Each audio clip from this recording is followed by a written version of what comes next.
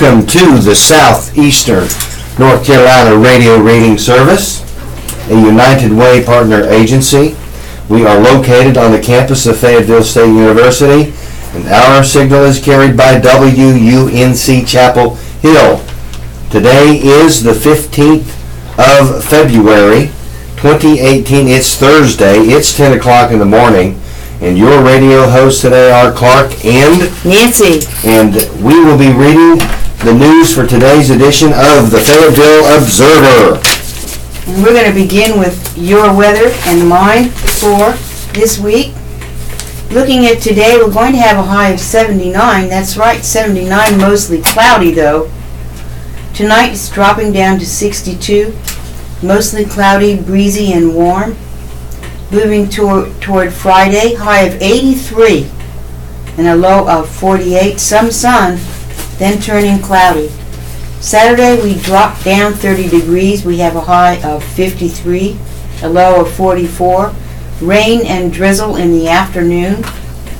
And moving to Sunday, we have a high of 64, a low of 43, warmer with clouds and sun. And Monday we have a high of 70, a low of 57, mild with low clouds. Tuesday, a high of 79, low of 58, near record warmth on Tuesday. And Wednesday, we drop 1 degree, have a high of 78, a low of 56, low clouds and very warm. Now let's look at the sun and moon. Sunrise today is at 7:02. And the sunset tonight is at 5:58 p.m. We have almost an hour longer of daylight. And the moonrise today is at 7:33 a.m. and the moon sets 6:54 p.m. Sunrise for tomorrow, Friday, will be at 7:01, and the sunset for Friday is 5:59 p.m. Looking at the moon, the new moon is today. Today is a new moon. And the first moon is on February 23rd. We have our full moon on the 1st of March and the last moon March 9th. Okay, there you go for your weather. Today in history. Today is Thursday, February 15th. It is the 46th day of 2018, and there are 319 days left in this year. Today's highlight: on February 15th, 1933, President-elect Franklin D. Roosevelt escaped an assassination attempt in Miami, Florida, that mortally wounded Chicago Mayor Anton J. Cermak. The gunman, Giuseppe Zangara, was executed more than 4 weeks later. On today's date in history, in 1764, the site of present-day St. Louis, Missouri, was established by Pierre Laclede and Auguste Chateau. On today's date in history, in 1898, the U.S. battleship Maine was mysteriously blown up in the Havana harbor, which killed more than 260 crew members and bringing the United States closer to war with Spain. On today's date in 1942, the British colony Singapore surrendered to the Japanese forces during World War II. On today's date in history, Tinley Albright, age 17, became the first American woman to win the World Figure Skating Championship, which was held in Davos, Switzerland, and that was on today's date in 1953. And lastly, on today's date in 1989, the Soviet Union announced that the last of its troops had left Afghanistan after more than 9 years of military intervention. I guess that's a polite way of saying war. And applause for today. Michaela Sullivan of Southern Pines has been named to the Dean's List at the University of Vermont in Burlington, Vermont for the fall semester of 2017. And an applause goes out to Edison Dwayne Bell Jr. of Cameron. He graduated with a Bachelor of Science degree in accounting from Clemson University on December 21st, 2017. And today's local celebrity birthday goes out to William Noy. Happy birthday, William Noy. And Happy birthday. And congratulations on making it for another year. Other birthdays, actress Claire Bloom is 87. Songwriter Brian Holland is 77. Jazz musician Henry Threadgill is 74. Actress Jane Seymour is 67. Singer Melissa Manchester is 67. The Simpsons creator Matt Groening is 64. Model Janice Dickinson is 63 years old today. College and Pro Football Hall of Famer Darryl Green is 58. Actor-comedian Stephen Michael Quezada is 55. Actress Renee O'Connor is 47. Olympic gold medal swimmer Amy Van Dyken-Ruin is 45. Blues rock musician Gary Clark Jr. is 34. Actress Natalie Morales is 33. And bringing it up in the rear is actress Amber Riley. And Amber is 32 years old today. Okay, this is Daybreak. Question is, income-based tax filing assistance available? Who in Fayetteville does taxes for free? From WD in Fayetteville. And the answer, we found several places that provide free income tax service, but it is based on your income.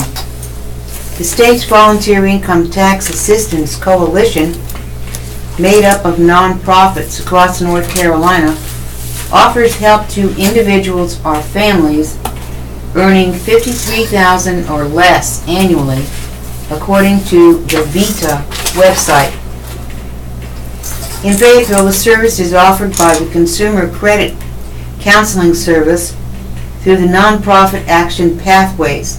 You can call at 485-6131 or 323-3192 for more information. The Art Foundation Tax Aid offers free tax preparation for low to moderate income, and especially for those who are 50 and older. The service is available at the Fayetteville Senior Citizens Center, 339 Blue Street. The phone number is 433-1574.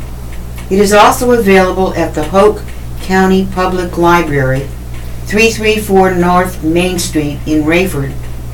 The library phone number is 910-875-2502. Question: what is the address for Mac Brown, former football coach at the University of North Carolina at Chapel Hill? From DP from Hope Mills. Answer: Brown, who was coach at UNC from 1988 to 1997, is now a college football analyst for ESPN. He joined the network in 2014. He works a variety of studio shows and also at games. You can write to him at ESPN's address, which is ESPN Plaza, Bristol, Connecticut, 06010. After he left UNC, Brown coached the University of Texas, which won the national championship in 2005 while he was there. He coached the Longhorns from 1998 to 2013. Brown was also head coach at Appalachian State University in 1983 and at Tulane University from 1985 to 1987. This was compiled by Steve Devane And the Livewire seeks to answer questions of general interest and consumer topics. Initials are used to identify questioners when names are given. Contact Livewire at livewire@fayobserver.com, or you can call Livewire at 486-3516. And for your public safety today, from the Fayeville Observer, we have some arrests in Cumberland County. Kendall Markel Reese, age 22, of the 200 block of Kings Creek Drive, was charged Wednesday with breaking and entering a motor vehicle and misdemeanor larceny. Kendall Markel Reese's bail was set at $2,000. Ricky Allen Hare Jr., age 32, of the 500 block of Scarborough Street, was charged Tuesday with 3 counts of possessing a controlled substance with the intent to manufacture, to sell, or deliver, and 2 counts of possessing a controlled substance, and 1 count each of altering, destroying, or removing the serial number of a firearm, and manufacturing or possessing a weapon of mass destruction, and also maintaining a drug house or vehicle, and conspiracy. Ricky Allen Hare has done a lot of things and deserves to have a bail of $80,000. And Melissa Ann Hare, age 37, of the 500 block of Scarborough Street, was charged Tuesday with 2 counts each of possessing a controlled substance and possessing a controlled substance with the intent to manufacture, to sell, or deliver, and 1 count each of maintaining a drug house or vehicle, and conspiracy. Melissa Ann Hare's bail was set at $45,000.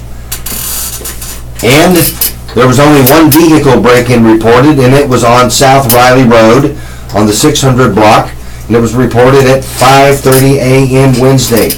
A Mossberg 22 caliber air rifle and magazine was taken. And that is your public safety for today. All right, and some more daybreak you need to know. Number 1, Black History Month Film Talk. Casting director Winsome Sinclair, who has worked with Steven Spielberg and Spike Lee, and award-winning actress Tachina Arnold of Survivor's Remorse and Everybody Hates Chris, will discuss their lives, their careers, and challenges they have faced in the film industry as part of True to Yourself, a Black History Month film talk this weekend. The talk, presented by the Arts Council and Piedmont Natural Gas, will be followed by a question and answer session. The program is scheduled for 7 p.m. Saturday at J.W. Seabrook Auditorium on the campus of Fayetteville State University. Tickets are $20 for general admission and $10 for students. And do you like pancakes? Because the Kiwanis Pancake Sale is coming up. The 4th annual Kiwanis Club of Cape Fear Pancake Sale is February 23rd and February 24th, this upcoming weekend, from 7 a.m. to 1 p.m. at the Greek Orthodox Church in Hellenic Center, 614 Oak Ridge Avenue.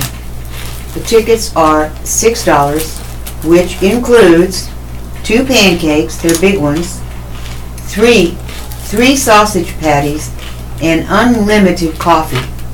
Patrons may dine in or you can take out.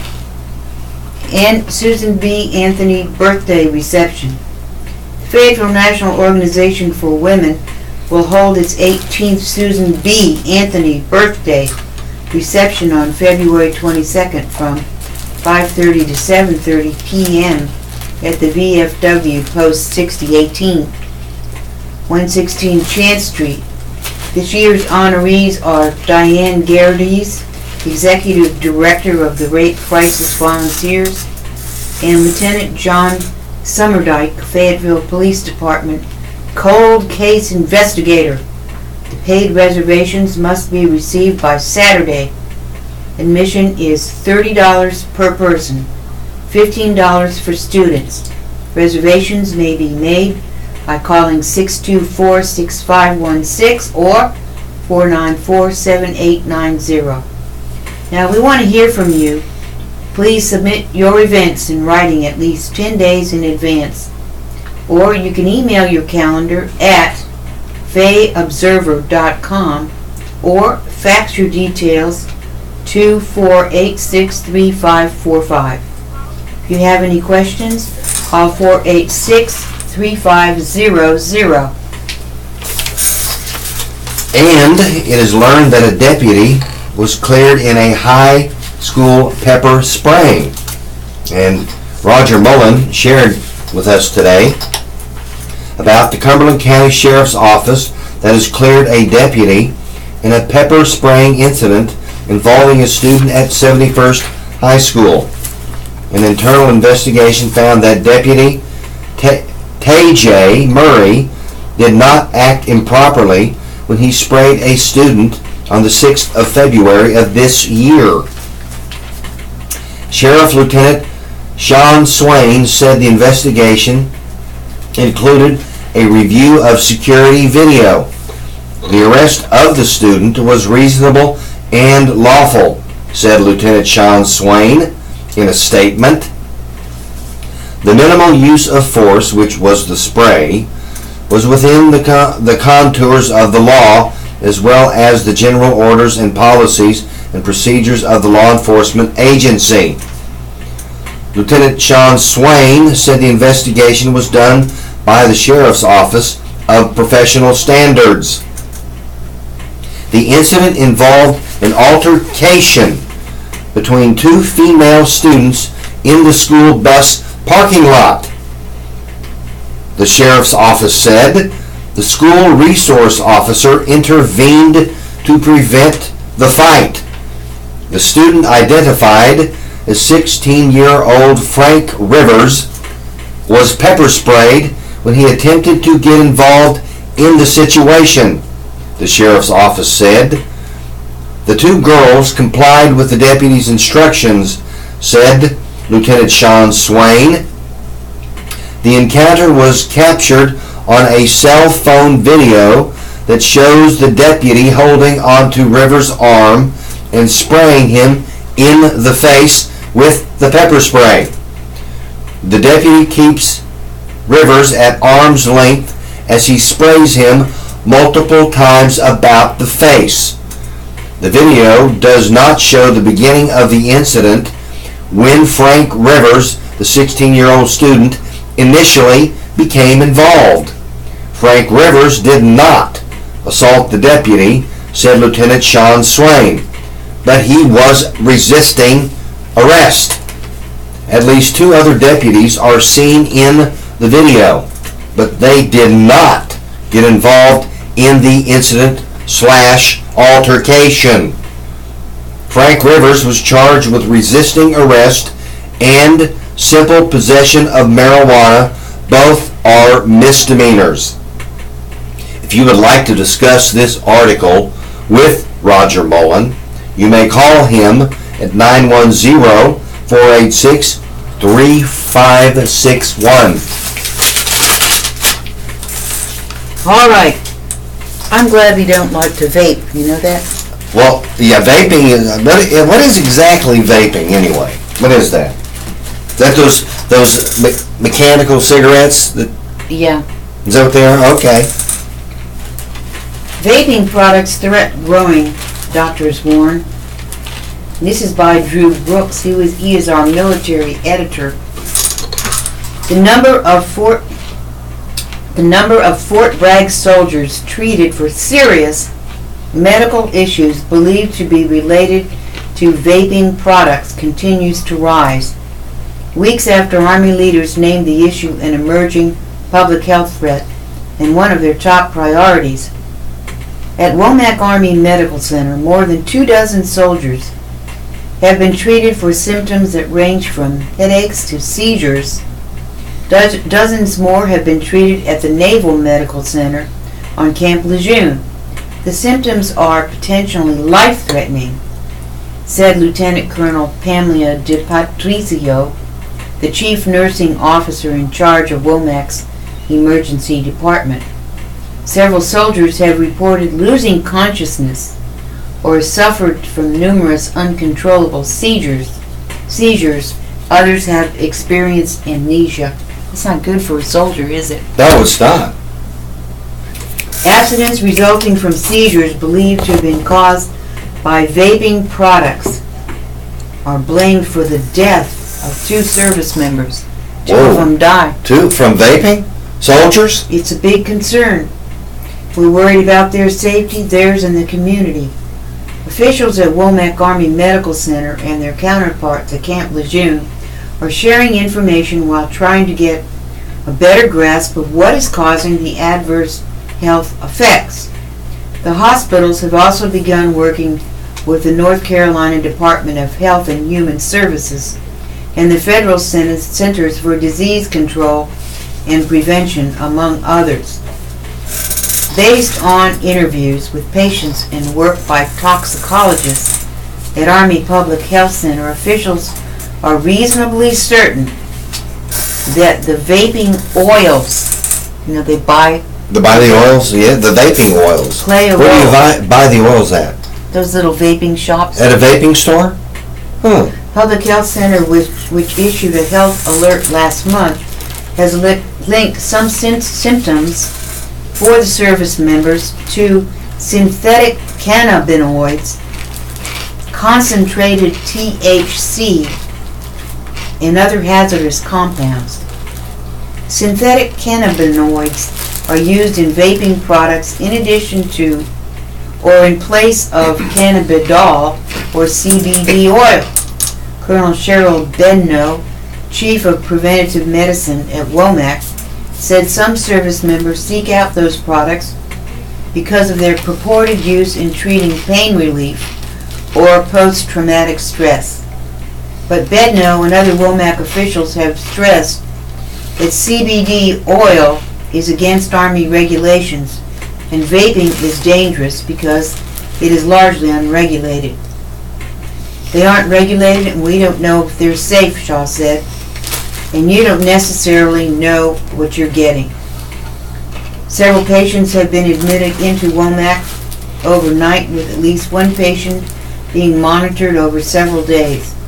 Officials said it's uncertain if that patient will have any permanent neurological damage. If a soldier notices one of the symptoms associated with vaping products in themselves or others, they are asked to seek medical help immediately. Delay of care is potentially life-threatening, Shaw said.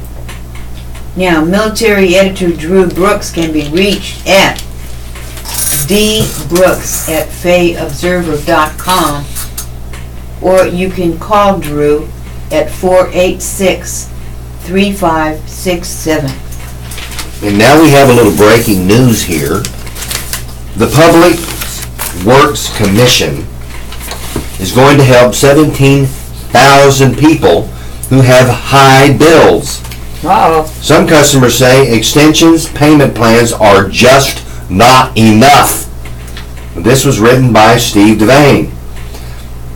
The Fayetteville Public Works Commission, or PWC, has agreed to extend the due date or work at a payment agreement with more than 17,000 customers who had high power bills after brutally cold weather last month.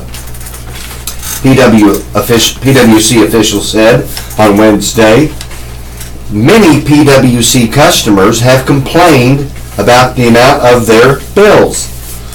More than 3,000 people have joined a Facebook group called PWC Overbilling Its Customers. At least 2 of the 3 customers who attended Wednesday's PWC meeting were not satisfied with the PWC's response to their questions. David Trigo, PWC's Chief Executive Officer and General Manager, said PWC workers handled more than 44,000 calls from customers from January 2nd to February 2nd. Most of the calls were related to high bills caused by the weather. More than 17,000 customers who had been helped out by the 2nd of February represent about 20% of the PWC's customers. PWC Board Chairman Wade Fowler said customers service representatives were prepared to help any customers who showed up for the PWC board meeting. Conservation specialists were ready to help customers interested in how they might be able to reduce their bills. Dorothy Williams, who attended the meeting with Betty Johnson, said PWC officials are allowing her to pay her bills for that month into payments. We still have to pay it all, she said. We should not have to pay it, said Betty Johnson. It's not a problem we created, said Dorothy Williams. Dorothy Williams said she and her family turned down the thermostat in their home while they were out of town for a week near Christmas time. And guess what? We came back and we still had a high electric bill, she said. The high bills are partly related to an 8-day stretch in January, said David Trigo, PWC's CEO. Trigo said power usage was the utility's highest ever for that amount or period of time. Fowler said temperatures in the Fayetteville area were below freezing for 200 hours straight. And that's pretty rare for this area, he said. David Trago, PWC's CEO and General Manager, said power bills for some homes were higher than customers might have expected because their heat pumps were not working efficiently in the cold weather.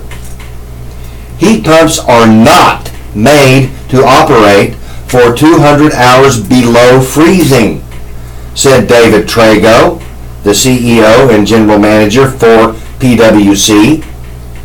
David Trago encouraged customers to call the utility before their bills are due. The PWC is waiving late fees if an arrangement is worked out before the due date.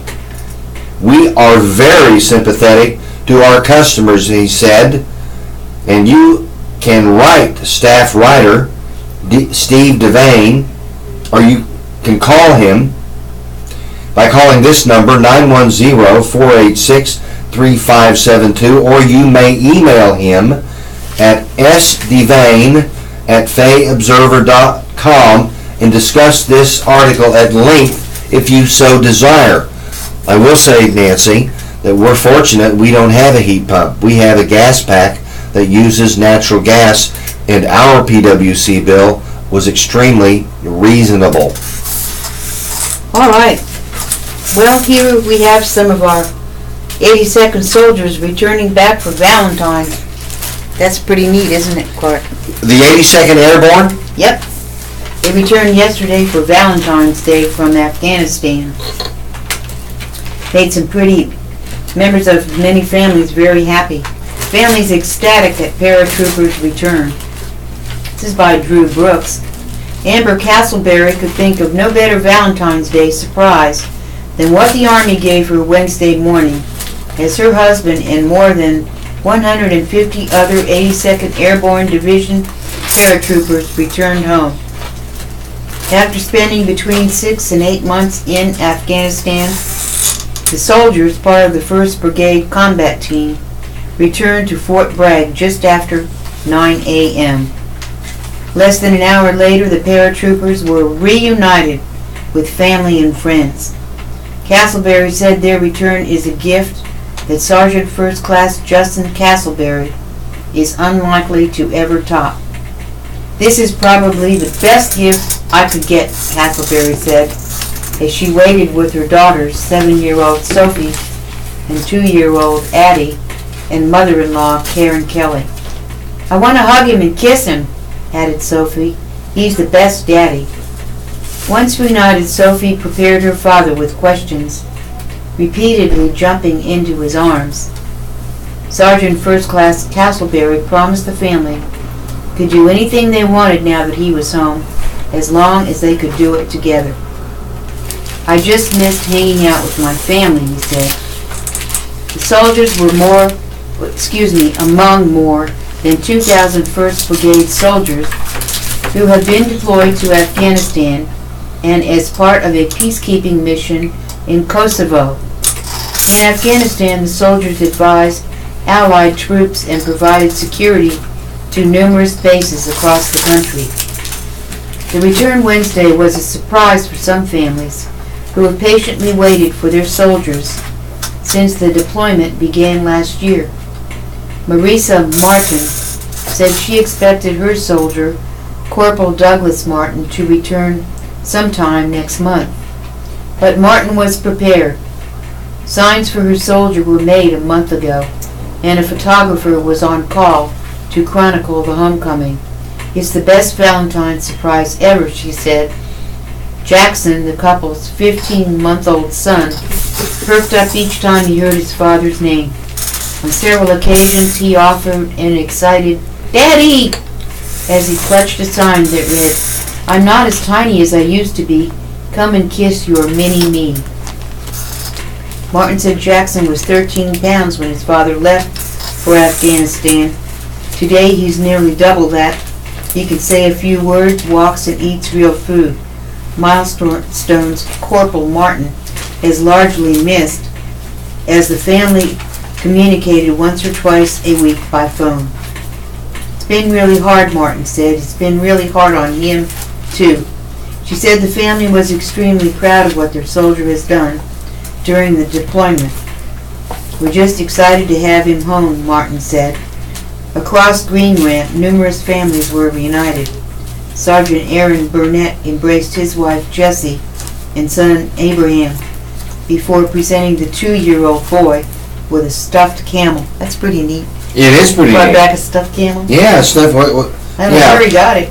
Oh, yeah, in Afghanistan, at one of the souks. How come you didn't bring me back a camel? I would have loved that. A stuffed camel. You brought me back a wooden one. A wooden giraffe. Wooden giraffe. From Africa. Soldiers with the 1st Combat Team began returning from their deployment late last year. In the coming weeks, the rest of the brigade is expected to return home, officials say.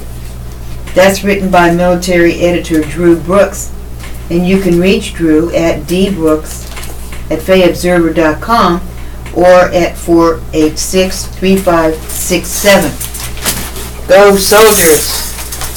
I'm sure they had a great Valentine's Day. I can just imagine. It's amazing.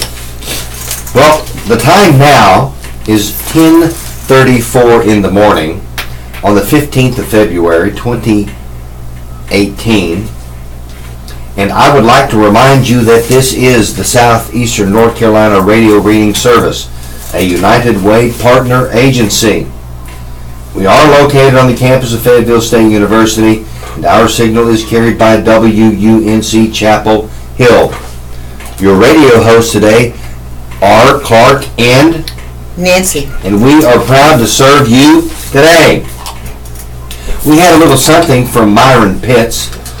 He tells us that the city and the county embrace themselves for the stadium. Here we go. I'm excited. I'm very excited, can't you tell? For Valentine's Day, the city and county embraced the thought of the new baseball stadium. It had been a long time coming. The Fayetteville City Council members and county commissioners signed on the dotted line to an agreement that gives both a big financial stake in the baseball stadium being built in downtown Fayetteville. They all donned Houston Astros caps for the ceremony that was held at 3 p.m. Wednesday in the council chamber. They were joined by Booties Creek Astros General Manager David Lane and Wade Fowler. They represented the Public Works Commission. The signing was ceremonial. Both bodies voted on February 5th to go in together on the stadium and, along with PWC, co-funded the existing Franklin Street parking garage. The stadium is expected to be finished in 2019 and play host to a minor league baseball franchise. The short speeches were all about teamwork, the team coming together and the team moving forward. This is just a wonderful example of how collaboration and working together improves our city and our community and our county, said Mayor Mitch Colvin, who then issued thank yous all around the table. Hopefully today it is the beginning of a new relationship and of a new day in our city of Fayetteville. It just shows the great things that we can do together and the power of working together. Commissioner Chairman Larry Lancaster celebrated the partnership. Larry said, quoting Astro Hall of Famer Nolan Ryan, that baseball requires you sometimes to reach down and prove yourself. Today we are here because we want to be here, he said. We are here to reach down and prove something today as we have assembled here. My friends, teamwork and good sportsmanship is alive and well in our Fayetteville community. It was not a certainty that Wednesday's signing was going to happen. Not many people realized that it was debatable. But last year was not a model year of city-county togetherness. Most dramatically, the bodies could not come to terms on a joint 911 call center and lost out on a $15 million state grant that would have paid for half of it. They finally officially threw in the towel on negotiations in December. On baseball, both had committed in principle to a joint funding agreement, though at various times city council members seemed antsy that the county might back out of its commitment. A red flag came when no commissioners were on the platform for public officials at the summertime groundbreaking for the ballpark on Hay Street. As recently as January, some council members accused the commissioners of trying to change the terms of an interlocal agreement to where the city had more financial burden. Councilman Larry Wright asked city staff if the city ought to look at going it alone. For their part, former county commissioners Chairman Glenn Adams and later Larry Lancaster indicated that they always planned for the county to come through.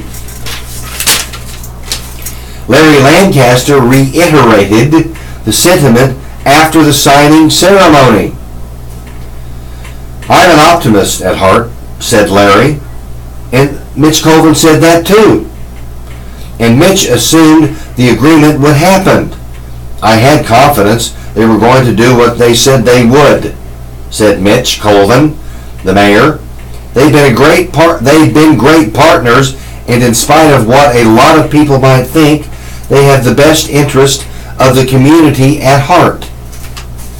Under the agreement, money generated by the county in a special tax district will go to the $33 million stadium for a period of 20 years.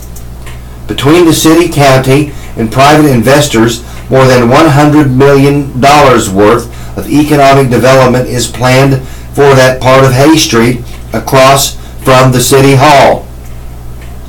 Plans call for transforming the old Prince Charles Hotel into residential living and build a new hotel and a new parking deck. The symbolism of Wednesday's ceremony was not lost on baseball fans or those who follow local government. A failed attempt at a stadium in the 1990s stood for many years as the symbol of the city-county family feud. The two bodies had worked out funding, or so they thought, for a brick baseball stadium at Gillespie and Russell Streets downtown. The stadium was to be an attempt to hold on to the city's minor league baseball team, the Cape Fear Crocs, which had outgrown the J.P. Riddle Stadium.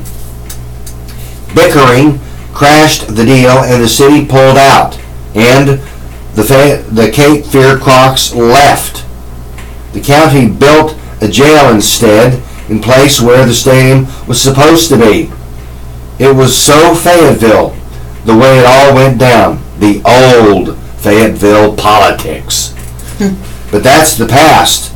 In a sign of the heady hopefulness of the moment, Larry Lancaster, who is a commissioner chairman, said the city-county cooperation could be a national model in today's divisive climate. Would not it be great in America, he said, if everybody got into the ball game? Columnist Myron B. Pitts can be reached by calling him at 910-486-3559 if you would like to discuss this article with him at length. Okay, we're going to go to Eastover here for a minute, where a banker files for the 9th District, Aziz, to face Clark. A banker from Eastover has made the 9th Congressional District Republican primary a three-person race. Clarence W. Goins, Jr. filed on Tuesday afternoon to challenge incumbent Republican Robert Pittenger and Baptist preacher Mark Harris for the 9th District's GOP nomination. Meanwhile, Spring Lake physician Naveed Aziz filed Wednesday for her second attempt to unseat Democratic State Senator Ben Clark of Rockfish in the Senate 21 District. Clark fended her off in the 2016 primary. He filed Monday for re-election. Goins enters the 9th District race as an underdog against two experienced and well-funded candidates. Harris came within 134 votes of defeating Pittenger in the 2016 primary. Another challenge for Goins: the bulk of the voters in the 9th District are in the Charlotte area, where Harris and Pittenger live. Goins is from a small town east of Fayetteville, more than 100 miles from Charlotte. Goins said on Wednesday he is running in part because he considers Pittenger to be a Washington establishment politician who does not act in the best interests of the people of North Carolina. For example, Goins thinks Pittenger was wrong to vote recently to increase the nation's debt ceiling. The debt will burden the next generations, Goins said, including his 5-year-old triplets and his teenage son. But it was Hurricane Matthew that pushed Goins to quit his job to run, he said. He and his wife own a downtown Fayetteville hair salon on Mason Street that flooded during the storm in October 2016. They were put out of business for months while they repaired the building, Goins said, and they were told they did not qualify for financial aid that they saw others around them getting. When we needed it the most, it was just not there, Goins said. The couple obtained a short-term loan with help from Fayetteville's Center for Economic Empowerment and Development, Bowen said, and they have since reopened the salon. The 9th District favors Republicans, but the Democrats think they can flip the seat. They have given strong support to candidate Dan McCready, a Marine veteran from Charlotte, who filed Monday. The 2016 Democratic candidate Christian Kano of Charlotte also is running. The 21st Senate District. Aziz and Clark waged an intense campaign 2 years ago. Aziz accused Clark of too frequently voting with the Republicans. Clark questioned whether Aziz really lived in the district and asserted that he puts the best interests of his constituents ahead of his political party orthodoxy. Demographics of the Hoke, Cumberland County 21st Senate District strongly favor Democratic candidates. In other filings, Cumberland County District Attorney Billy West filed Tuesday for re-election to a third term. West, a Democrat, has never been opposed in an election. Kyle Horton, a physician from Carolina Beach, filed Wednesday as a Democrat for the 7th Congressional District seat held by Republican David Reuser of Johnston County. The 7th District is a Republican-favoring district. It includes Sampson County and part of Bladen County. Now, staff writer Paul Wolverton can be reached at pwolverton@fayobserver.com, where you can give Paul a call at 486-3512. And just in, the police say that an elderly woman was robbed of $58,000. $58,000? A Fayeville woman is accused of stealing $58,000 from an elderly woman over the past year, according to arrest warrants in the Cumberland County Magistrate's office. Dana Annette Fisher, age 42, of the 4300 block of Haywick Drive, was charged Wednesday with exploitation of an elder adult or disabled adult, larceny, and possessing stolen property. Dana Annette Fisher worked for the woman, whose age was not available, and her family for the past 4 years, according to Officer Asia Cannon, a Fayetteville police spokeswoman. Dana Annette Fisher is self-employed at Domestic Divas Cleaning Service, according to a police arrest report. An investigation began back in September of 2017, said Officer Asia Cannon, and anonymous tips led to Dana Annette Fisher's arrest. Her bail was set at $2,500.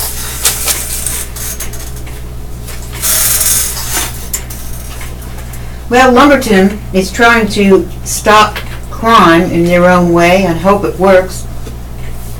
They're setting up drop boxes called crime blocks where you can put in information of anything you know about a crime going on. And of course, it's anonymous. Lumberton police are hoping that 4 drop boxes placed around the city will aid lawmen in solving crimes. The department has partnered with Crime Block, Inc., an organization started in 1993 by the Reverend Larry Williams of Dillon, South Carolina.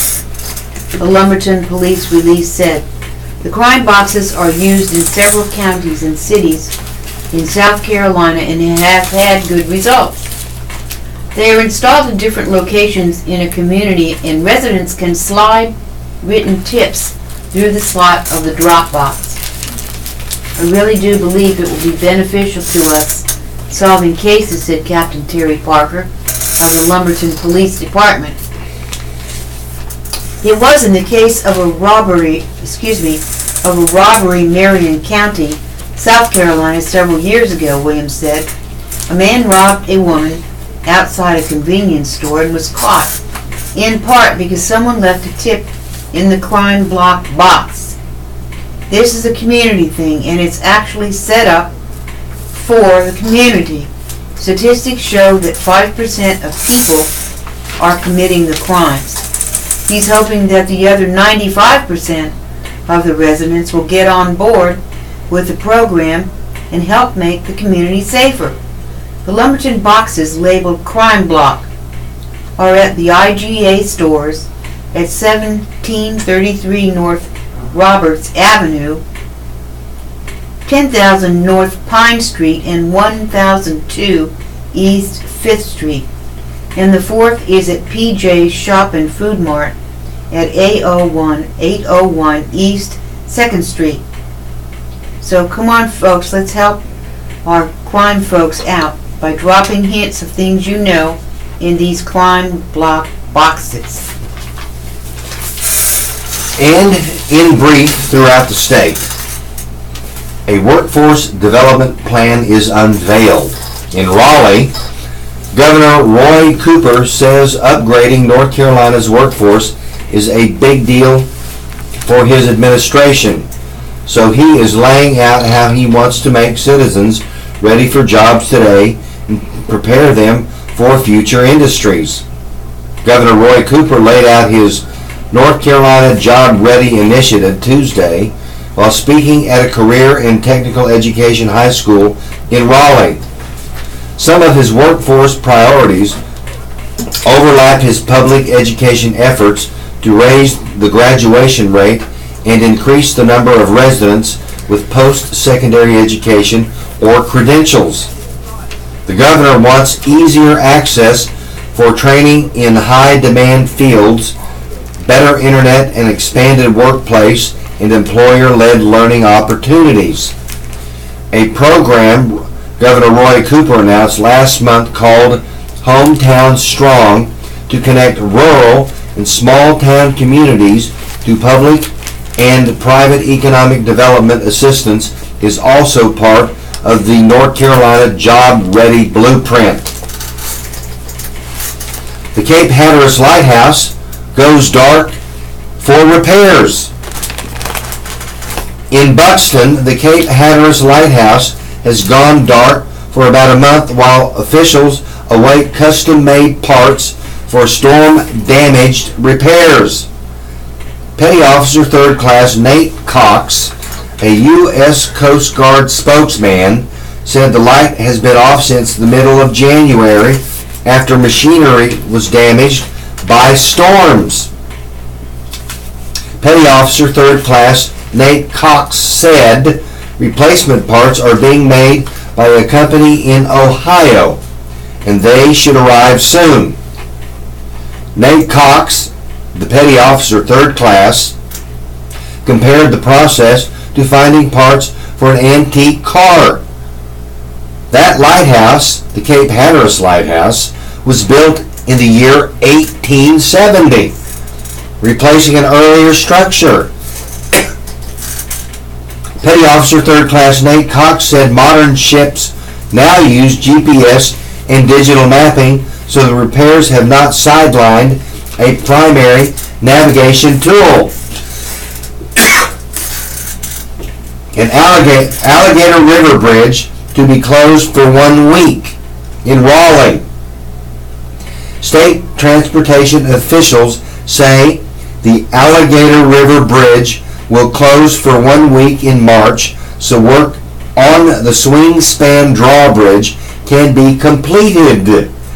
The North Carolina Department of Transportation says in a news release that the bridge between Terrell and Dare counties will close on Wednesday, the 14th of March, and it is scheduled to reopen on Tuesday, March 20th. During the closure, work crews will complete the electrical and mechanical swing span repairs that were started during the previous bridge closure in January.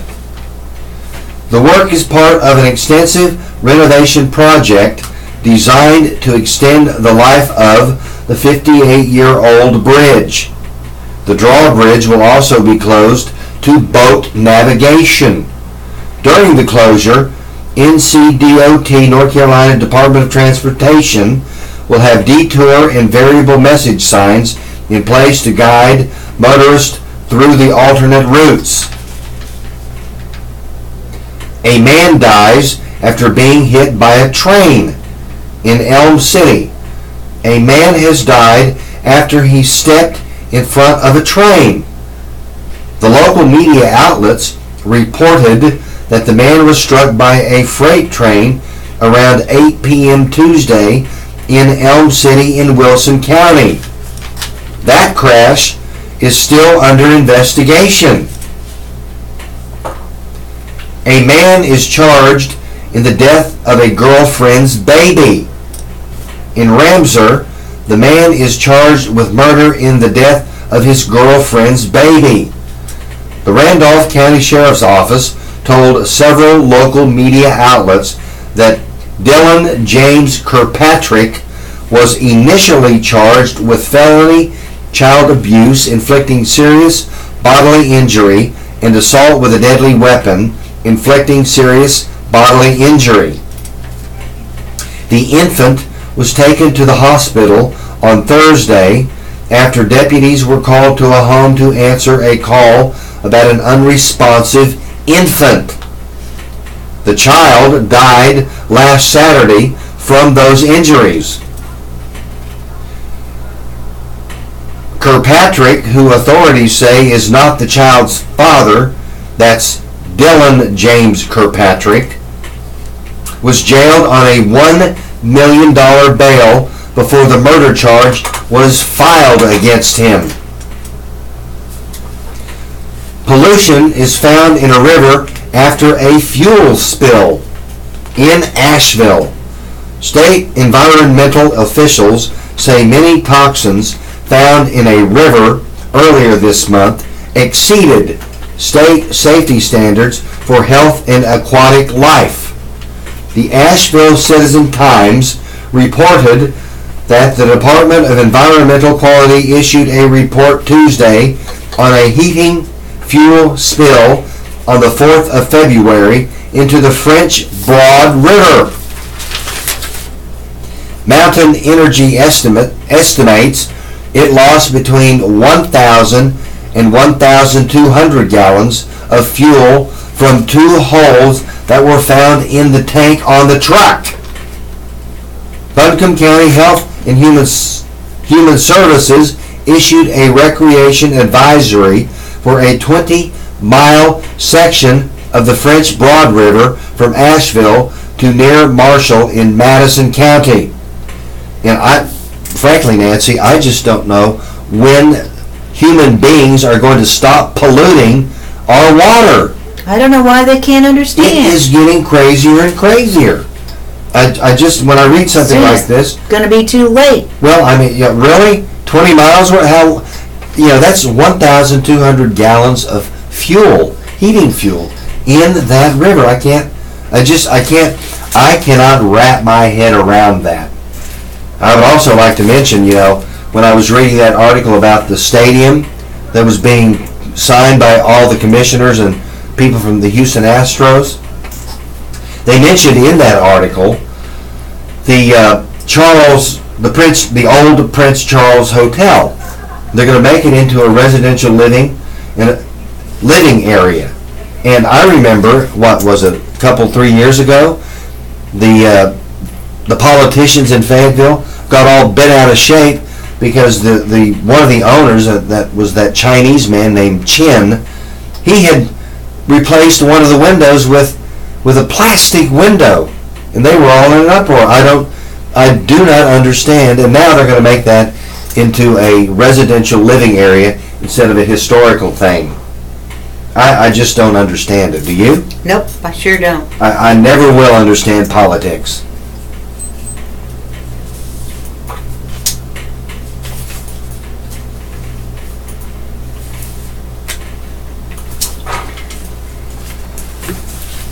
It is 10 o'clock in the morning. It's Thursday. It is the 15th of February, 2018. And I would like to remind everyone out there that this is the Southeastern North Carolina Radio Reading Service. It is a United Way partner agency. And to let you know that we are located on the campus of Fayetteville State University, and our signal is carried by WUNC Chapel Hill. Today's hosts are Clark and Nancy. And we are proud to serve you today. We're going to our obituaries for today. The death notices. The following deaths have been reported. See upcoming editions of the Fayeville Observer for complete obituary information. In Cumberland County, Dennis Ray Hill, age 63, of Fayetteville, Rogers and Breeze Funeral Home. Albert McNeil, age 57, of Fayetteville, Colvin Funeral Home and Crematory. Michael C. Guyton, age 62, of Stedman, Sullivan Highland Funeral Service and Crematory. Elliot Boykin, age 68, of Sampson, Hope Valley Hawkins. Moving to the Cape Fear region, Yasmina A. Ellis, age 29, of Laurinburg, Purcell Funeral Home, Laurinburg. David Ingram, age 74, of Maxton, S&L Funeral Home, Maxton. Ricky Irving Lewis, age 64, of Cameron, Affordable Cremations. Ernest Bell, age 59, of Dunn, Dafford Funeral Home in Dunn. In our funerals today, Macy, retired Staff Sergeant Anthony, age 90, of Fayetteville. 3 p.m. Rogers and Breeze Funeral Home, Chapel. Burial at Cross Creek Cemetery, Rogers and Breeze Funeral Home. Houston, retired Sergeant First Class Gene Houston, age 85, of Fayetteville. 12:30 p.m. Rogers and Breeze Funeral Home, Chapel. Burial at Sandhills State Veterans Cemetery, Rogers and Breeze Funeral Home. Morrison, Douglasina, age 80, of Fayetteville. 11 a.m. College Heights Presbyterian Church. Burial Northside Cemetery, Herring Funeral Care and Cremations. Sutton Caroline, age 79, of Fayetteville. 2 p.m. Bayward Pentecostal Holiness Church. Burial at Fayetteville Memorial Cemetery, Jernigan Warren Funeral Home. Wood Berry, of Rayford. 3 p.m. Rockfish Tabernacle Church. Burial Rockfish Tabernacle Church Cemetery, Crumpler Funeral Home in Rayford. William Sharon, age 46, of Elizabethtown. 2 p.m. Sam Spring AME, Zion Church, Roseboro. Burial Roseboro Cemetery, Roseboro, Butler and Son Funeral Home. And let's go to Cumberland County. Sarah Jane Lee, Hope Mills. Miss Sarah J. Lee, age 73, went home to be with her Heavenly Father Monday, February 12, 2018 in Cape Fear Valley Medical Center. Arrangements for the family are entrusted to Lafayette Funeral Home, 6651 Rayford Road. Michael Germain Lorenzo Smalls, Fayetteville. Michael Germain Lorenzo Smalls, age 45, of Fayetteville, died Saturday, February 3rd, 2018. Sandhills State Veterans Cemetery, Wiseman Mortuary. Richard McKinney Sr., Fayetteville. Richard McKinney Sr. of Fayetteville, North Carolina, joined his Lord and his beloved wife Martha on February 22nd, 2018. Sullivan's Funeral Home. Betty J. Awee, Fayetteville. Miss Betty J. Awee, or All, passed away quietly on February 13th, 2018. Arrangements are being handled by Jernigan Warren Funeral Home. Beatrice Bullock from Irwin. Beatrice Bullock, age 84, of Irwin, died Tuesday, February 13th, 2018. Pinecrest Funeral and Cremation Services, Hope Mills. Jamie Harold J. Otts, Hope Mills. Sergeant First Class Jamie Harold J. Otts, age 41, of Hope Mills, passed away on Sunday, February 11th. The funeral service will be held on Friday, February 16th at 2 p.m. in Jernigan Warren Chapel. Robert S. Carroll, Fayetteville. Mr. Robert Stanford Carroll, age 70, of 6504 Bonnie Bell Lane, Fayetteville, departed this life on Saturday, February 10th, 2018. This is handled by the Wiseman Mortuary.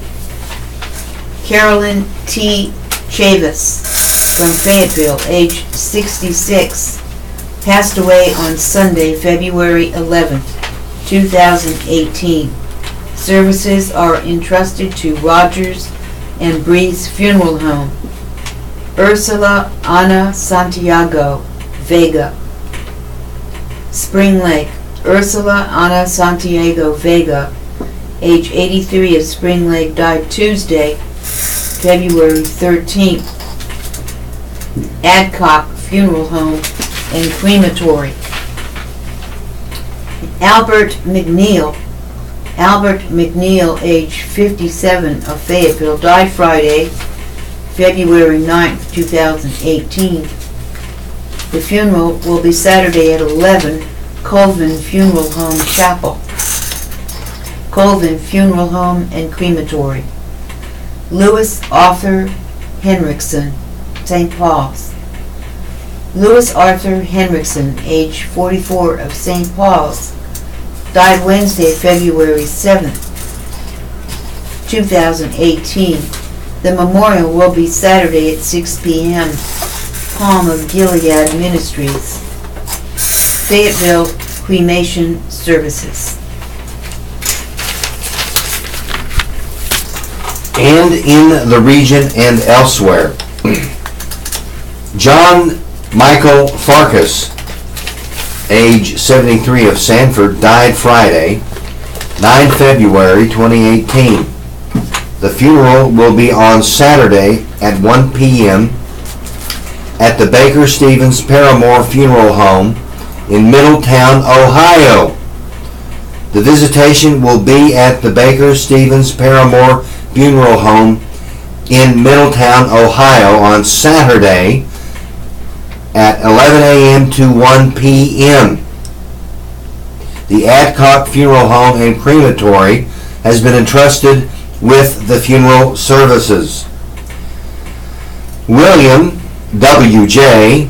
Coleman Jr., age 88, of Lumberton, died Tuesday, 13 February 2018. The funeral will be on Friday at 3 p.m. in Asbury at the Asbury United Methodist Church.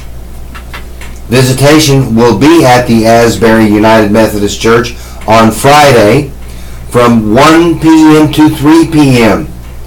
The burial will be in the Gardens of Faith Cemetery. Bowles Biggs Funeral Home has been entrusted with those funeral services. Jesse Alma McLaurin, age 86, of Charlotte, formerly of Laurenburg, died Saturday, 10 February 2018. The funeral will be on Sunday at 3 p.m.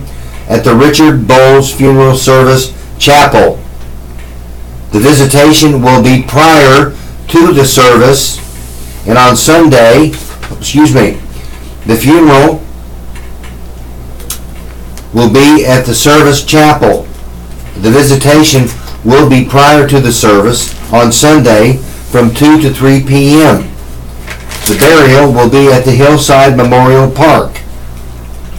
The Richard Bowles Funeral Home or Service has been entrusted with those funeral services. Francis Y. Butler, age 66, of Richmond, Texas, formerly of Fayetteville, died Saturday, 3 February 2018. The funeral will be on Saturday at 1 p.m. at the Snow Hill Baptist Church in Roseboro. The visitation will be at the church on Saturday from noon to 1 p.m. The burial will be at the Roseboro Snow Hill Cemetery. Summer Hill Boykin Mortuary of Garland has been entrusted with the funeral services. Willie Frank Jackson, age 85, of Maxton, died Thursday, 8 February 2018. The funeral will be on Friday at 1 p.m. at the Mount Olive Missionary Baptist Church in Roland. The viewing will be at the Purcell Funeral Home Chapel in Laurenburg on Thursday from 3 p.m. to 6 p.m. The burial will be at Mount Olive Church Cemetery in Roland. The Purcell Funeral Home of Laurenburg has been entrusted with the funeral services. Martha Ellen Lynn Lyons, age 74, of Wilmington, formerly of Clinton, died Monday, 12 February 2018. There will be a graveside service on Saturday at 2 p.m. at the Clinton City Cemetery. The visitation will be at the home of Ross and Linda Curvin, located at 201 Warsaw Road in Clinton. Saturday at noon to 1:30 p.m. That's when the visitation will be, on Saturday from noon to 1:30 p.m. at that home of Ross and Linda Curvin. The Crumpler Honeycutt Funeral Home has been entrusted with those funeral services. Paul Miller, age 79, of Fairbluff, died Sunday, 11 February 2018. The funeral will be this Friday at 3 p.m. at the S&L Funeral Home Chapel in Fairbluff. The viewing will be at the S&L Funeral Home in Fairbluff on Thursday from 1 p.m. to 6 p.m. The burial will be at the Butler Branch Church Cemetery in Fairbluff. S&L Funeral Home of Fairbluff has been entrusted with those funeral services. William Adam West, age 2, of Irwin, died Sunday, February 11th, 2018. The funeral will be on Friday at 3 p.m. at the Cromartie Miller Funeral Home Chapel, located in Dunn. The visitation will be at the Cromartie Miller Funeral Home on Friday from 1 p.m. to 3 p.m. and the burial will be at the Irwin Memorial Park. Isaiah Purcell, age 83, of Salisbury, died Sunday, February 11th, 2018. The funeral will be on Friday at 1 p.m. at the Beauty Spot United Methodist Church. The visitation will be at the Beauty Spot UMC on Friday from noon to 1 p.m. The burial will be at the Beauty Spot Church Cemetery. The Hills Funeral Home has been entrusted with those funeral services. Billy Leighton Gauss, age 83, of Whiteville, died Tuesday, 13 February 2018. There will be a graveside service on Friday at 2 p.m. at the New Britain Baptist Church Cemetery, Cemetery Ash. The visitation will be at the New Britain Cemetery on Friday.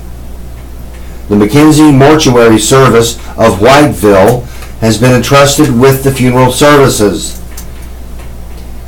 Sharon S. Mullis, age 42, of 21 Steel Court in Cameron, died Monday, 12 February 2018. The memorial will be on Friday at 1 p.m. at the chapel. The visitation will be at the funeral home on Friday. The Herring Funeral Care and Cremations has been entrusted with those funeral services. And this concludes today's obituary on 15 February 2018 on Thursday. Okay, going to Billy Graham. Revelation's central message is clear. God will triumph over evil. Billy Graham. Question to Billy Graham. Recently, I decided to read the Bible, and I started with the book of Revelation. But after the first few chapters, I really got confused, and I don't understand what it's talking about. From ZF. Answer. Revelation, the last book in the Bible, was written to tell us about the future, especially the final conflict between God and Satan,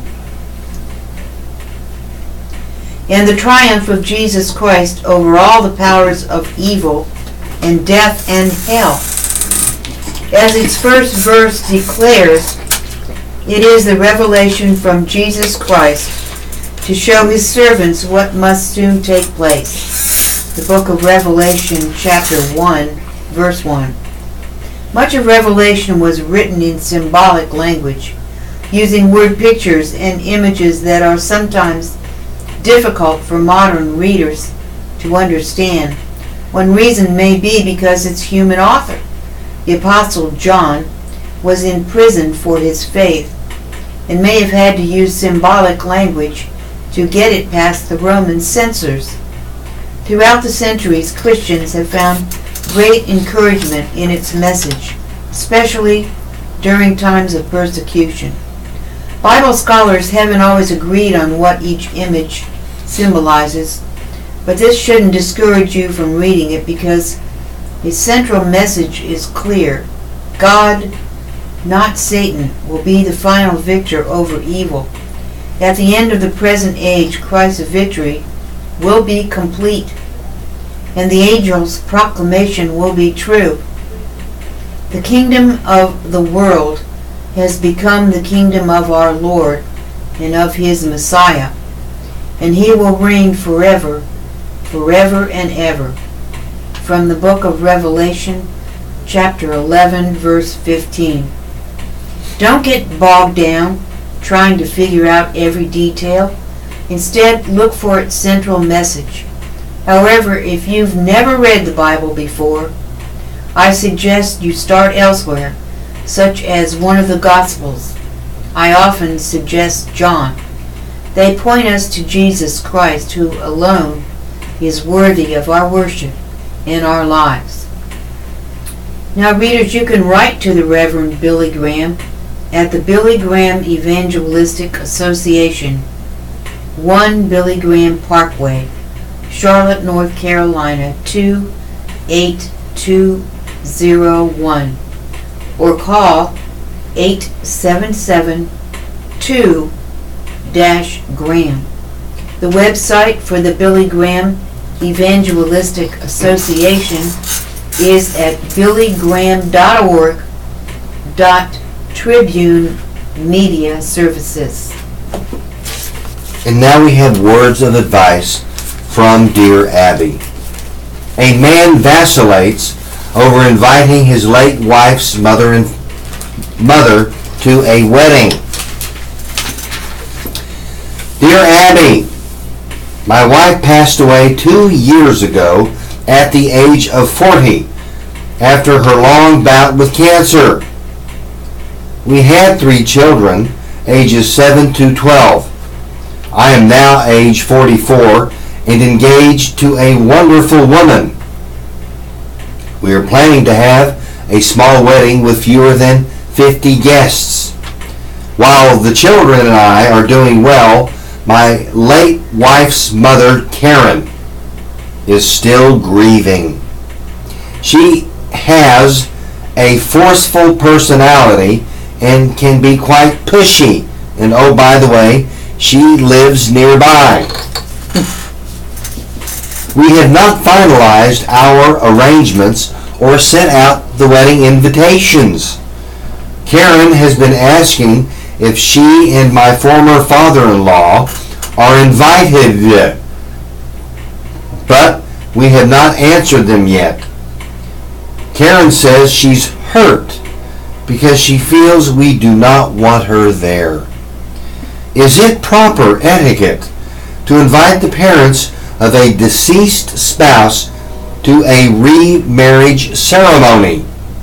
The only people she would know, aside from us, would be my parents, who need to bond with my fiance's family who are coming from out of town. The children seem to not care either way. If it were me, I would feel awkward being there. Please help me, Abby. Signed, Looking into the Future in Illinois. Dear Looking to the Future in Illinois, although your late wife is gone, her parents are still your children's grandparents and therefore should be treated as part of your family. While you might feel awkward if you were in their position, consider how hurt they will be if they are not included on the guest list. The decision whether to attend should be theirs to make. Welcome them and treat them with kindness. A wife can be replaced, but a daughter cannot be replaced, which is why Karen is still grieving, even though you have gone on with your life. The next, Dear Abby. Dear Abby, I need advice on how to deal with a friend/neighbor's messy, unkempt backyard. Uh-oh. We are getting ready to put our house on the market, and I am concerned that their backyard may be a deterrent to a potential buyer. We've been there, haven't we? We have. We had them on both sides, didn't we? Mm-hmm. And in front. Their pool looks like a swamp, and various pieces of lawn furniture are strewn about the yard. Tables are turned upside down and random items are thrown all about the backyard, making it look messy and unkempt. They are friends of ours, but I have no clue how to approach them on such a sensitive topic as a messy yard without upsetting them. Please help me, Abby. Signed, living next to a garbage dump. Dear living next to a garbage dump. Because those neighbors are friends, I assume they are aware that you are selling your home. If you live in an area that is prone to any dangerous mosquito-borne viruses, you would be doing them a favor to point out that their pool equipment needs fixing, because still water makes it an excellent breeding place for mosquitoes. And as to the state of your yard, your real estate agent may have some suggestions on how to go about handling that whole issue with the swimming pool. If you and your spouse volunteer to help your neighbors make their backyard and swimming pool more attractive, they might be receptive. However, if they refuse and you live in a community with a neighborhood association that regulates how properties must look in order to preserve their value, consider bringing this to their attention and just thank yourself for living in a gated community with high fees. If you all are interested in writing Dear Abby, you may do so by writing her at Dear Abby, Post Office Box 69440, Los Angeles, California 90069. Let's see what the horoscope says today by Stella Wilder. If you were born today, you are the first person to get excited about a new idea, a new project, or a new assignment. For you recognize the potential for adventure and learning in everything that comes your way in life. Certainly you are one of the most optimistic individuals born under your sign. Aquarius, January 20th through February 18th. Aquarius, that which appeared to be a strategic error recently is proven to be the right approach today. You must make quick adjustments. Pisces, February 19th to March 20th. Pisces, a mentor or role model inspires you, but you may not be able to parlay today's success into something more permanent yet. Aries, March 21st through April 19th. Aries, you are after bargains and you're going to have to hunt. Resist the temptation to pay for the first thing that strikes your fancy. Taurus, April 20th to May 20th. Taurus, you are quite adept at figuring out what you must do to fulfill unusual responsibilities. Today, a strange job falls to you. Gemini, May 21st through June 20th. Gemini, take care you do not behave in a manner that has others fearing for you in any way. You want to follow the rules and take it slow. Cancer, June 21st to July 22nd. Cancer, now is no time to guess when hard numbers are called for. Take the time to make calculations and double check your work. Leo, July 23rd through August 22nd. An idea accepted by almost everyone may seem inappropriate to you at this time. You can persuade many to change the way they think. Virgo, August 23rd through September 22nd. Virgo, the time has come for you to demand what is yours by rights. Approach those in authority with calm and clarity, and you'll surely prevail. Libra, September 23rd through October 22nd. Libra, you uncover clues today that allow you to solve a mystery that has long been a long time in the making. A loved one follows in your footsteps. Scorpio, October 23rd through November 21st. Scorpio, focus on habits and patterns today, and you'll come to a new understanding about why someone affects you the way he or she does. Sagittarius, November 22nd through December 21st. Saggy, you may not be able to make use of something that is readily available. Instead, you'll require something that is much harder to come by. And last, Capricorn, December 22nd through January 19th. Capricorn, it's time for self-indulgence. Don't you think? Take care, for you can certainly have too much of a good thing right now. And there is your horoscope by Wiley. And now, ladies and gentlemen, it's that time again. It is tongue twister time. No, not tongue twister Brought to you time. by Joe and Teresa Graydon of the People's Pharmacy. The question is your medicine freezing in your mailbox? Question: I experienced a problem with frozen medication. Combivent Respimat inhalation spray was shipped to me during an unusually cold spell.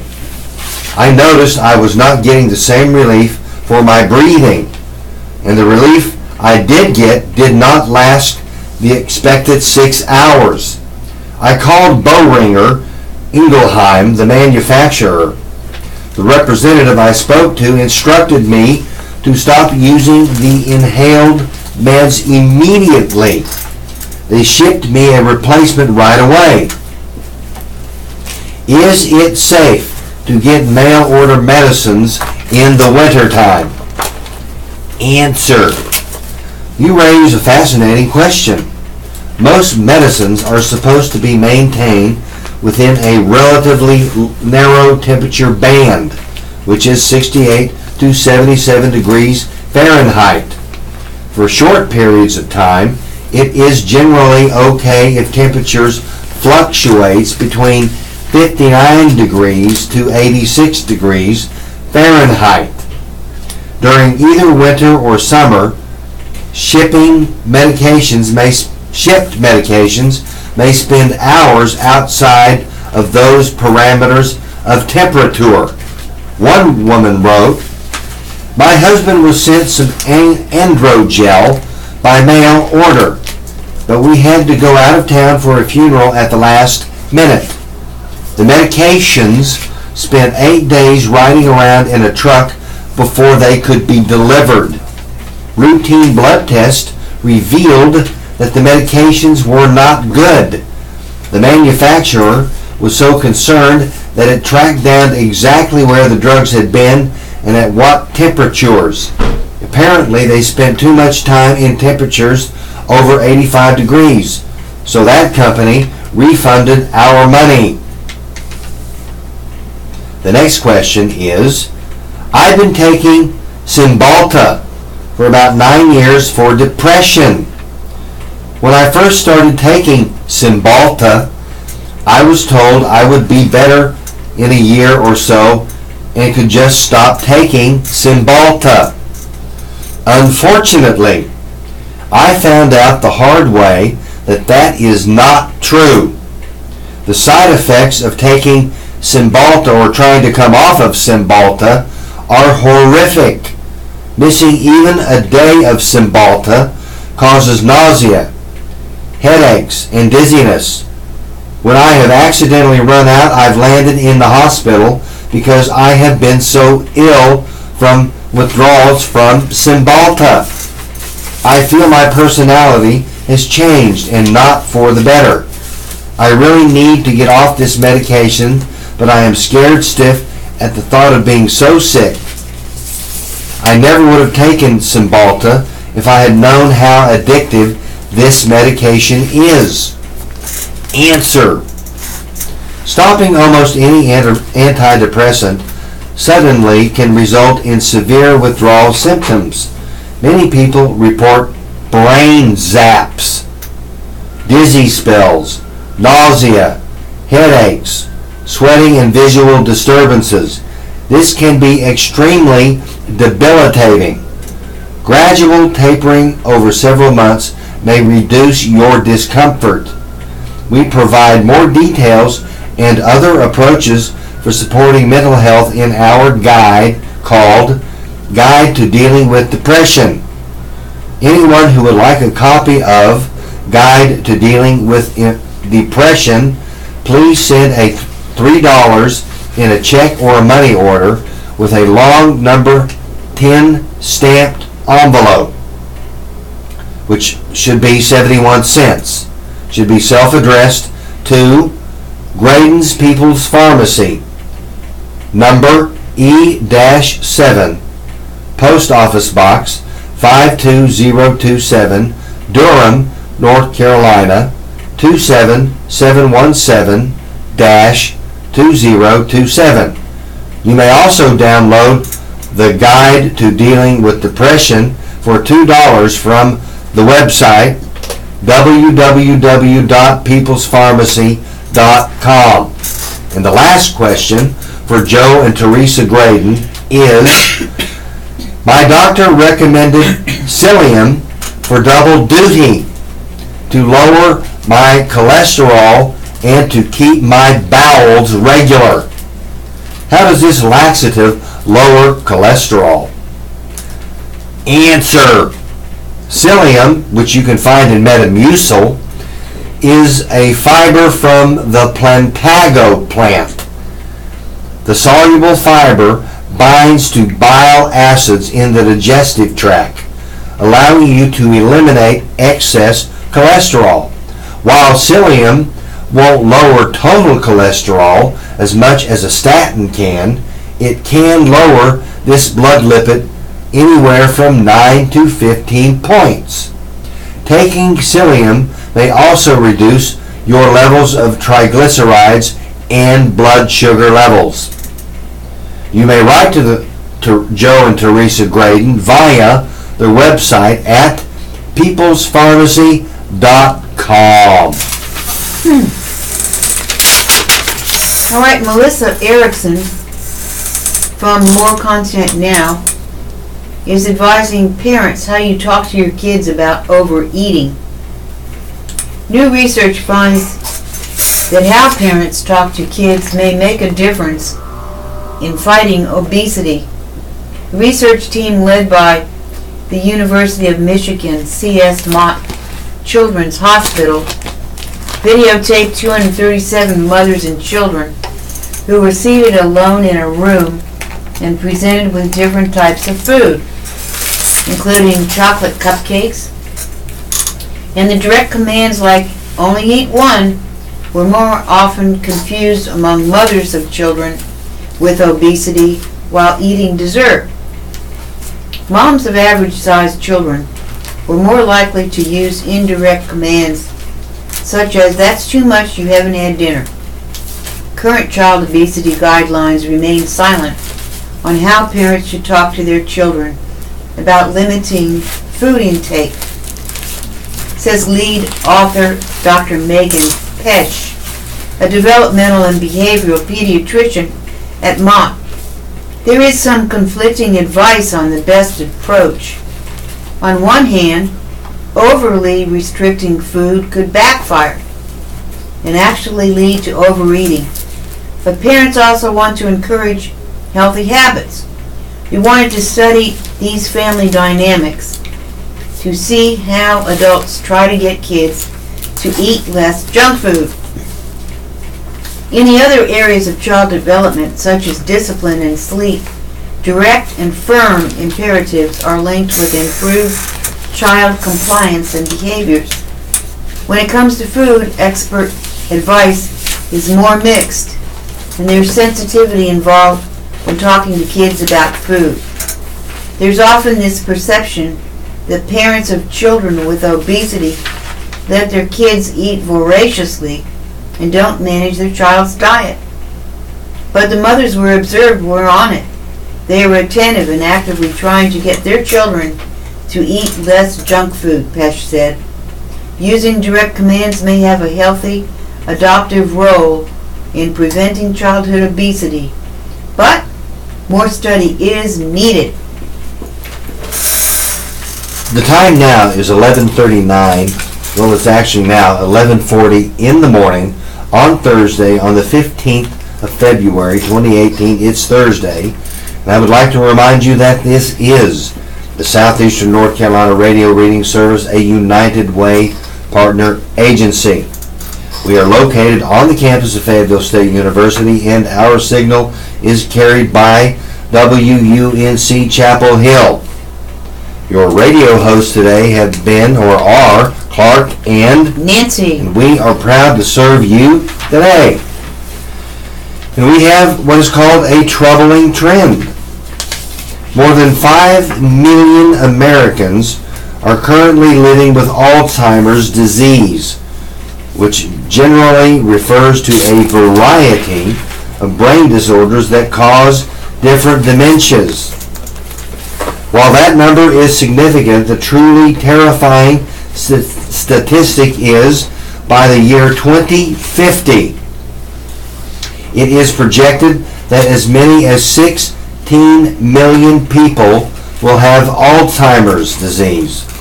Alzheimer's disease is a progressive brain disorder that eventually destroys your brain cells. It leads to memory loss and changes in thinking and other brain functions. In an effort to boost knowledge about the condition and early diagnosis, check the numbers to know. 100 million. While there is no cure for Alzheimer's, neuroscientists are working to develop effective treatments and ways to prevent the disease. Recently, Microsoft founder Bill Gates committed $100 million to speed new trials and experimental approaches. Every 66 seconds, Alzheimer's is the 6th leading cause of death in the United States, and an American is diagnosed with Alzheimer's every 66 seconds. There are currently about 5 FDA-approved drugs that treat the symptoms of the disease. All temporarily help memory and other cognitive issues, but none treats the cause or causes of Alzheimer's.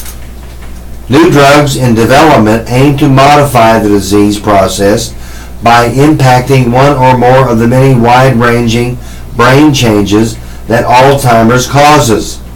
By targeting these changes, researchers hope these pharmaceuticals may slow or stop disease progression. $259 billion. In 2017, Alzheimer's and other dementias cost the nation $259 billion. By 2050, those costs will rise to as high as $1.1 trillion. 89%. There was an 89% increase in deaths due to Alzheimer's between the year 2000 and the year 2014. Deaths from Alzheimer's have nearly doubled during this time period, while those from heart disease, the leading cause of death, it has declined. 15 million. More than 15 million Americans provide unpaid care for people with Alzheimer's disease and other dementias. This was all according to the Alzheimer's Association. We should use the acronym SHIELD to reduce our risk.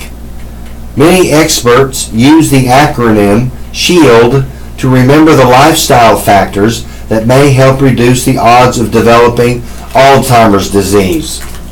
SHIELD was coined and developed by Dr. Rudy Tanzi, the former director at Harvard Medical School. These letters stand for S for sleep. They want you to get 8 hours of sleep a night. H, to handle stress. Meditate for 1 minute every day. Interact with others. That's the I. Be social. E, for exercise. Do some form of aerobic activity at least 30 minutes a day. L. Learn new things. D. Diet. Eat a Mediterranean-style diet that is full of fruits, vegetables, and whole grains. And to lower your risk, there is still much to learn about the central nervous system and Alzheimer's disease, said Sanatu Matra, Associate Professor of Chemistry at California State University in Fresno. In the future, if our research succeeds, we develop a drug/medicine for Alzheimer's disease, and it might be specific to humans with particular genotypes, said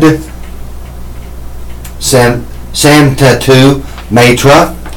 Discovered in 1993, apolipoprotein, or E-E4, or APOE, is the first gene variation found that increases the risk of Alzheimer's. Matra believes that apoprotein, which the apo gene helps produce in the body, should be reduced in the brain to treat Alzheimer's disease.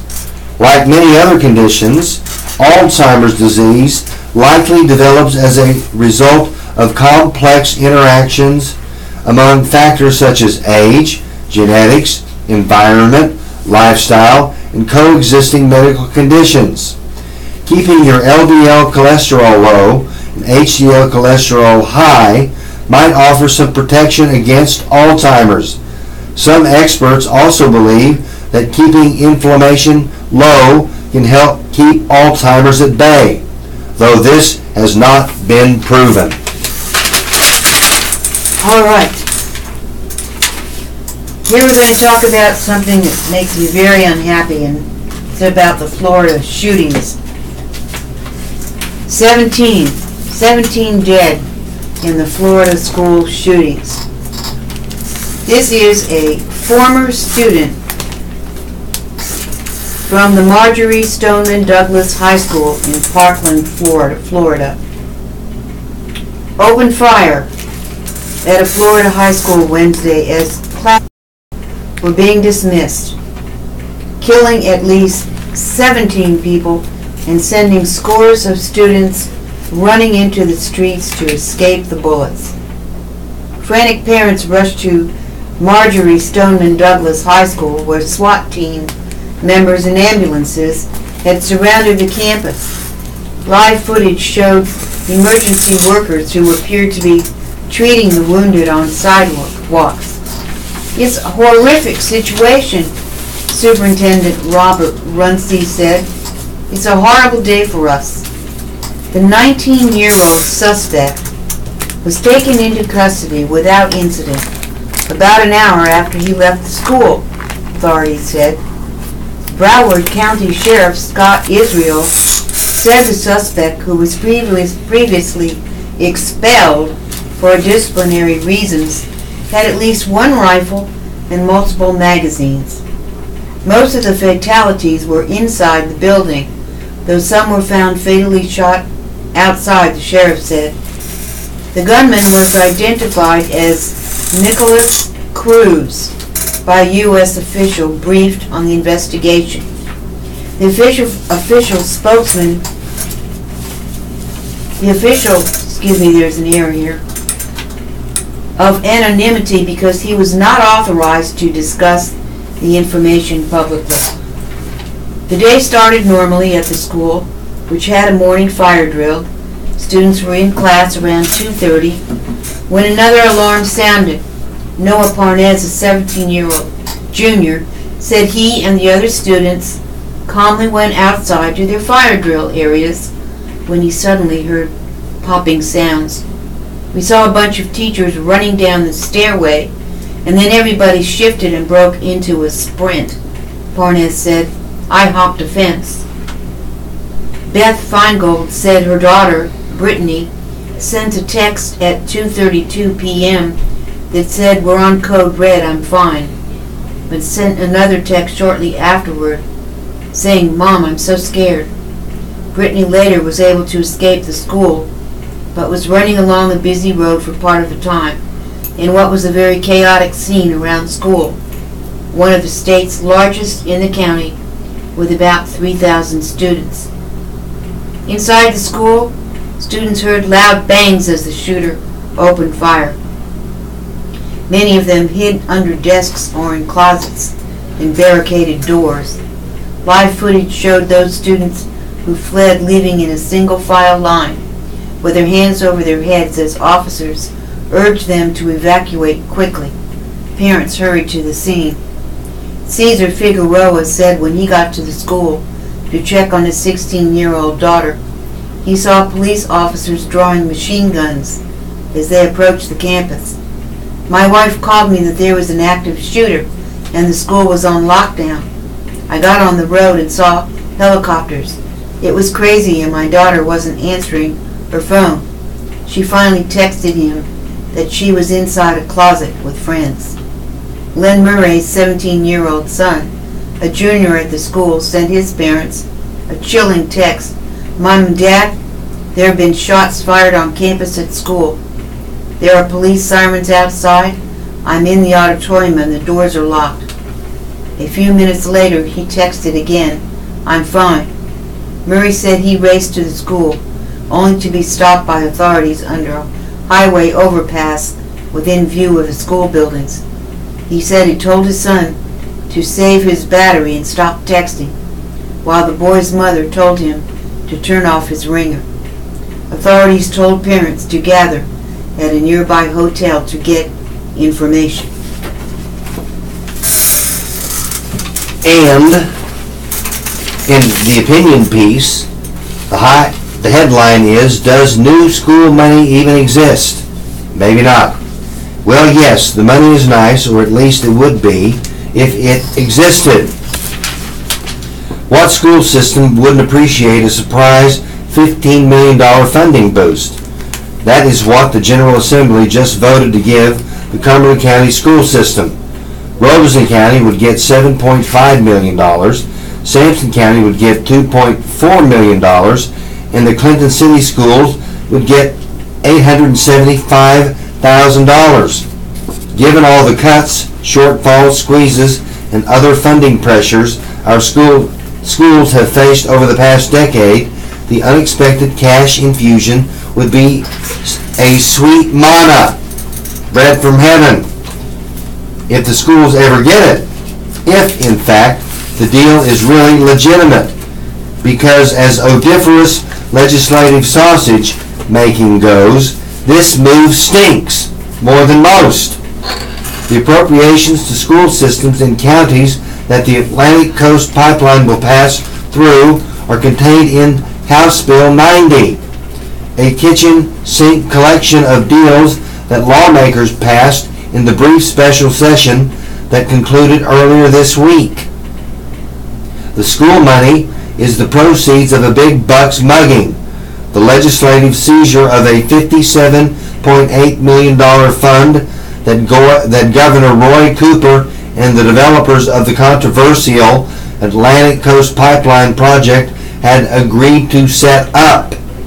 If it was money that the companies would put up to fund economic development along the pipeline's route and any environmental remediation efforts that the big natural gas line might create.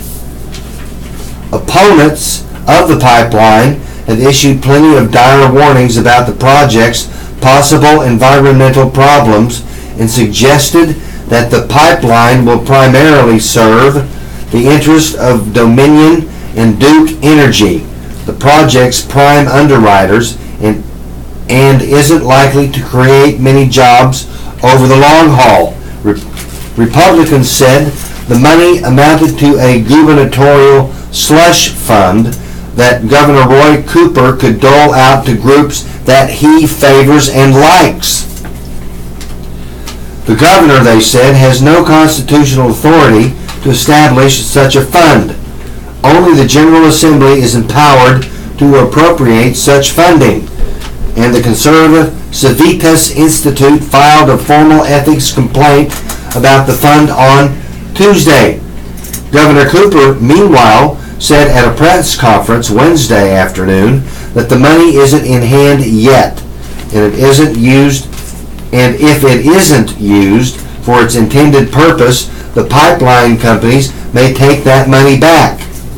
At this point, Governor Roy Cooper said, there's only a memorandum of understanding to create the fund. The deal was announced in January at the same time that the state issued a critical permit for the pipeline. That is at the root of Republican complaints. A suggestion that the fund was a payoff by the pipeline builders in return for the permit.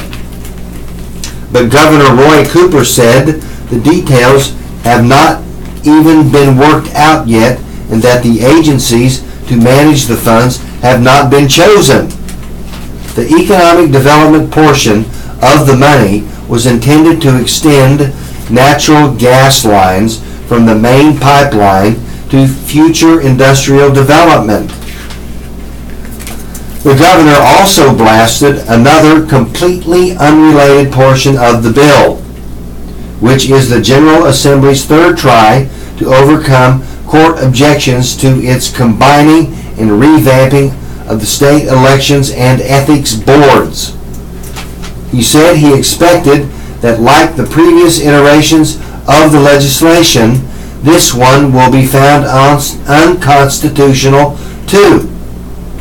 But he said he would let the bill become law anyway, because it also delays imposition of smaller class sizes in grades K through 3 and provides funding to school districts that can hire the additional teachers that smaller classes are going to require. Meanwhile, local school officials should not spend a lot of time planning how they will use the windfall that the General Assembly just sent their way. Not until the lawmakers can show them the real money. And Governor Roy Cooper made it clear Wednesday that there was only a general agreement to proceed, and he hinted strongly that the deal may be off the table now that the fund cannot fulfill its intended role. And that is a reasonable expectation. And sadly, it is also what we call politics, and it's politics that is the usual thing that you will find in North Carolina.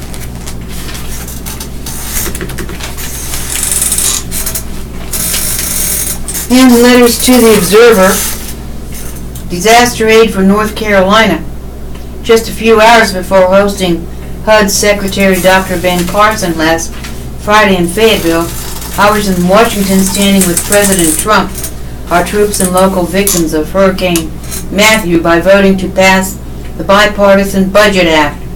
This legislation includes $125 million in additional federal disaster relief for North Carolina, money that I fought for even as national attention turned to more recent disasters.